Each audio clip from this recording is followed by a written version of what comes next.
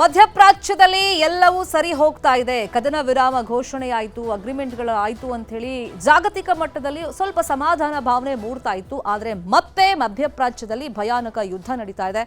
ಮುರಿದು ಬಿದ್ದಿದೆ ಕದನ ವಿರಾಮ, ಅಟ್ಯಾಕ್ಗಳು ಮುಂದುವರೆದಿದೆ. ಇರಾನ್ನ ಹಲವು ಪ್ರದೇಶಗಳ ಮೇಲೆ ದಾಳಿಯಾಗಿದೆ.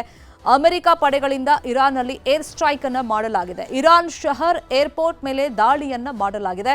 ಬುಷೆಹರ್ ಪರಮಾಣು ಕೇಂದ್ರದ ಮೇಲೆ ಅಟ್ಯಾಕ್ ಅನ್ನು ಮಾಡಲಾಗಿದೆ. ಇನ್ನು ಚಬಹಾರ್ ಬಂದರು ಮೇಲೆ ಅಮೆರಿಕ ಏರ್ ಸ್ಟ್ರೈಕ್ ಮಾಡಿದೆ. ಉತ್ತರ ಇರಾನ್ನಲ್ಲಿ ರೈಲ್ವೆ ಸೇತುವೆಯ ಮೇಲೆ ದಾಳಿಯನ್ನ ಮಾಡಲಾಗಿದೆ. ಗೋರ್ಗನ್ ರೈಲ್ವೆ ಮಾರ್ಗದ ಮೇಲೆ ಅಮೆರಿಕ ದಾಳಿಯನ್ನ ಮಾಡಿದೆ. ಇರಾನ್ಗೆ ಅಮೆರಿಕ ಅಧ್ಯಕ್ಷ ಟ್ರಂಪ್ ಮತ್ತೊಮ್ಮೆ ಎಚ್ಚರಿಕೆಯನ್ನ ಕೊಟ್ಟಿದ್ದಾರೆ. ಹರ್ಮೂಜ್ನಲ್ಲಿ ದಾಳಿ ಮಾಡಿದ್ರೆ ಪ್ರತಿ ದಾಳಿಯನ್ನ ಮಾಡಲಾಗುತ್ತೆ, ನಮ್ಮ ದಾಳಿ ಇನ್ನಷ್ಟು ಭೀಕರವಾಗಿರುತ್ತೆ ಅಂತ ಹೇಳಿ ವಾರ್ನಿಂಗ್ ಅನ್ನ ನೀಡಿದ್ದಾರೆ.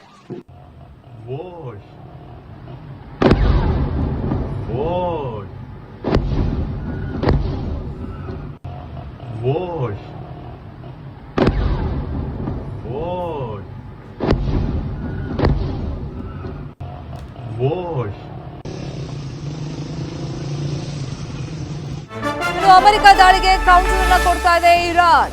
ಬಹ್ರೇನ್ನಲ್ಲಿರುವಂತಹ ಅಮೆರಿಕ ಸೇನಾ ನೆಲೆಯನ್ನ ಗುರಿಯಾಗಿಸಿ ದಾಳಿಯನ್ನ ಮಾಡಲಾಗಿದೆ.